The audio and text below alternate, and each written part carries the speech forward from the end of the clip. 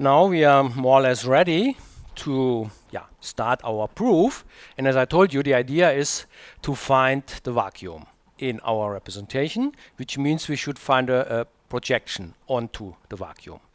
And so I will now present you an operator of which I'm claiming that this will be the vacuum, but maybe before we prove this abstractly, it would be good to see that actually at least in the Schrödinger representation, this is really an operator, the projection, and it does what it is supposed to do.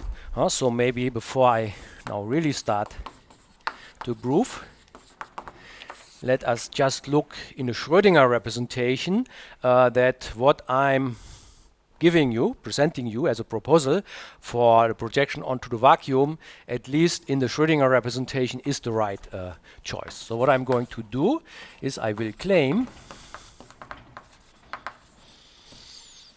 that the following operator, which I'm going to call P, a bit maybe bad choice, because so this P is not a derivative operator, but it's a projection operator, or it should be a projection operator, but I'm defining it as a WH, where H is now a very nice and simple function, namely it's a Gaussian kernel. So I'm taking here, so it's WST e to the minus 1 over 4, and I take s squared plus t squared ds dt. So this is WH for H is this kernel here. So HST is up to a normalization. It's e to the minus 1 over 4 s squared plus t squared. So it's a two-dimensional Gauss. And I'm claiming that this actually is a projection onto the vacuum. So that this gives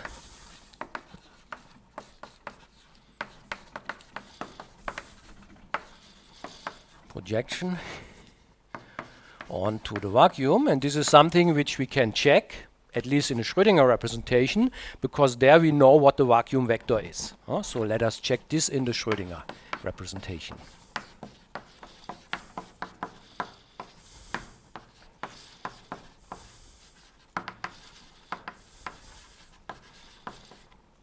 In the Schrödinger representation, and there we had a vacuum vector which was which we calculated by saying that A on omega is equal to 0, and A was Q minus IP. So this gave us a differential equation which we could solve.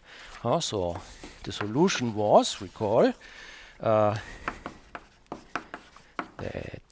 there vacuum is given by a function. So in the Schrödinger representation, our vectors are functions in L2 of R. So the function, the vacuum, omega of x, was a function which was essentially e to the minus x squared over 2. And then, we can now normalize it so that it's a unit vector. And for this, we have here to take 1 over pi to 1 over 4. And that was something which I think in 7.4 we calculated.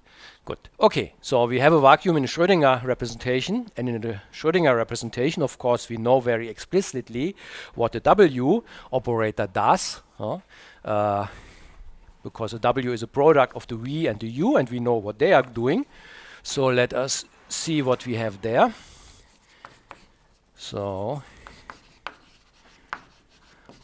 there we have. So what is the effect of W s comma t, this operator acting on a function f at the point x? So W of f is an L2 function, and we want to see what is this at x.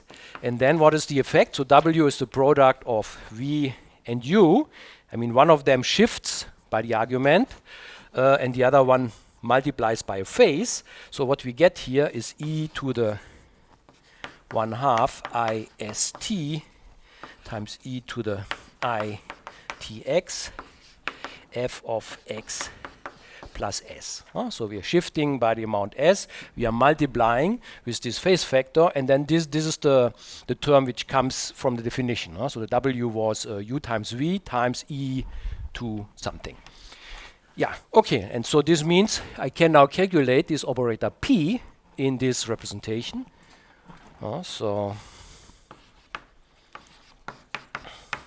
And thus, so if I'm applying P, so P is now a priori, it's just a bounded operator on the space L2 of R.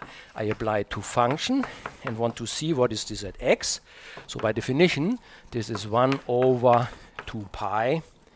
And then I have to apply my WST to f, which I do with this calculation here. So this is e to the 1/2 ist e to the itx f of x plus s. And then I'm also multiplying with the kernel.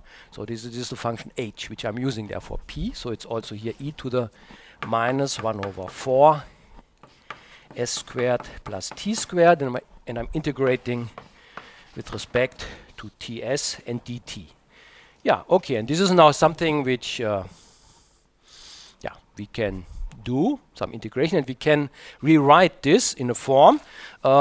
And so I'm not going to do the details, but essentially what you have to do is, I want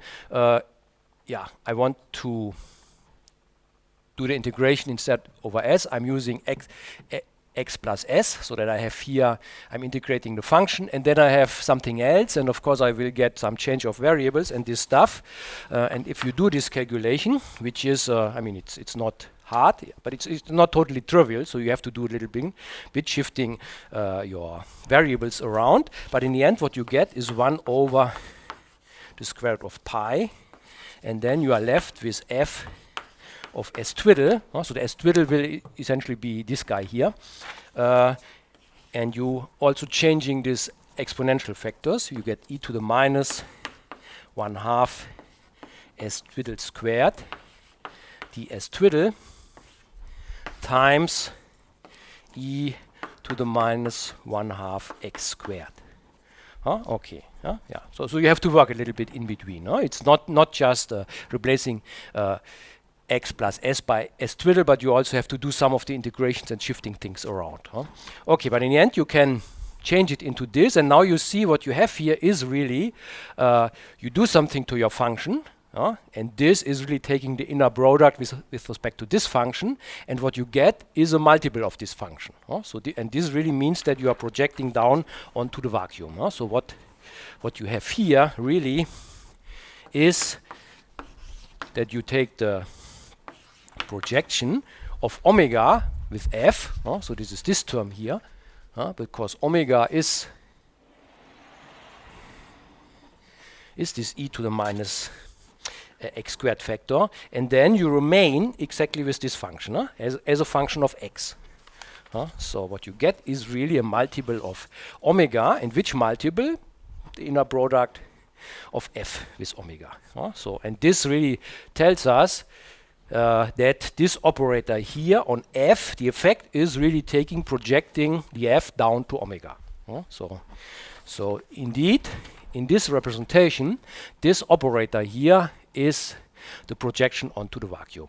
And so what we have to see now, now we really have to start the proof. So this was just checking that we are not doing something stupid by checking that it really does what it should do in a Schrödinger representation. But now we have to convince ourselves that we get the fact that this is a projection from the relations from the Weyl relations, not from the concrete formulas how those guys act.